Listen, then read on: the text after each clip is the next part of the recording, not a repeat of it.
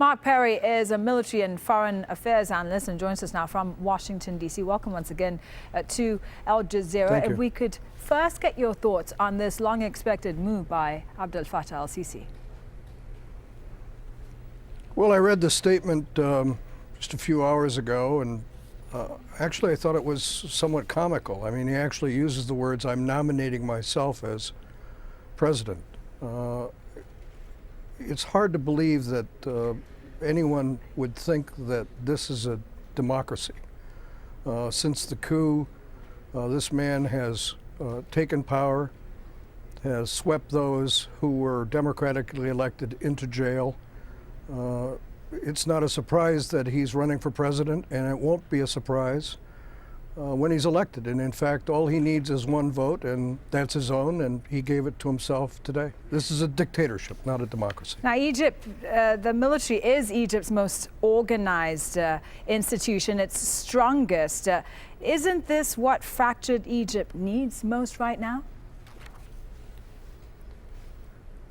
There have been calls in Egypt for the last 2 years in the middle of this revolution for increased stability.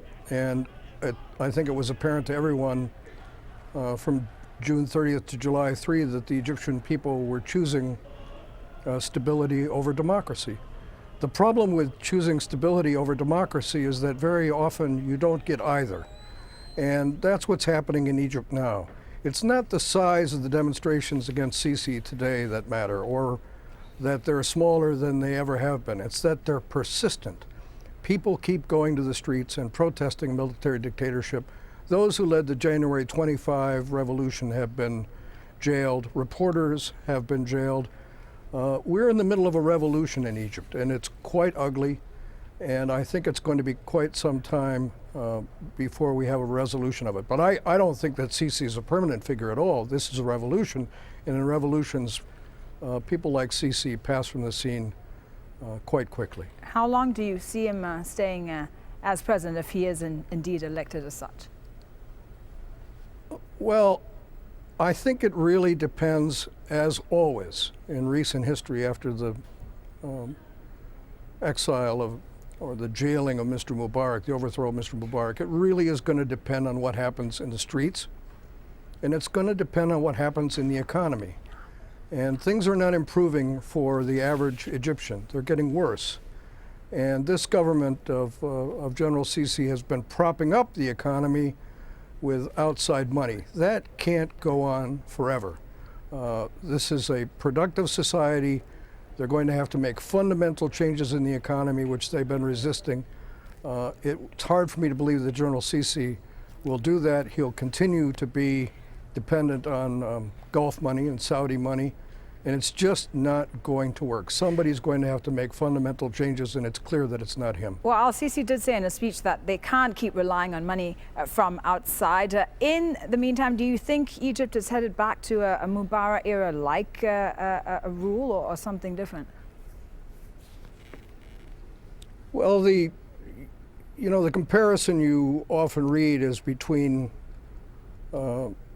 President Nasser and General Sisi, and I reject the comparison. Nasser was a huge figure and made sure to stay in touch with his people and had overwhelming support from his people throughout his presidency. You didn't see the kinds of violent demonstrations against Mr. Nasser that you see now. So I reject that claim. I think that this man is more dictatorial than Mr. Nasser. He's out of touch with the constituency. I mean, let's admit it, the Muslim Brotherhood was elected. We can argue about whether they were a competent government or a good government or whether they should have stayed in government, but they were an elected government. And Mr. Sisi's government is not elected. And those who oppose him have been jailed, and that's a problem. There's no transparency, there's no democracy here. We have yet to see that in Egypt. Sisi can promise it all he wants, but he nominated himself for the presidency today. That's not the way democracies work. All right, so we're going to have to leave it there for now. Thanks very much for speaking to us, Mark Perry in Washington, D.C. My pleasure.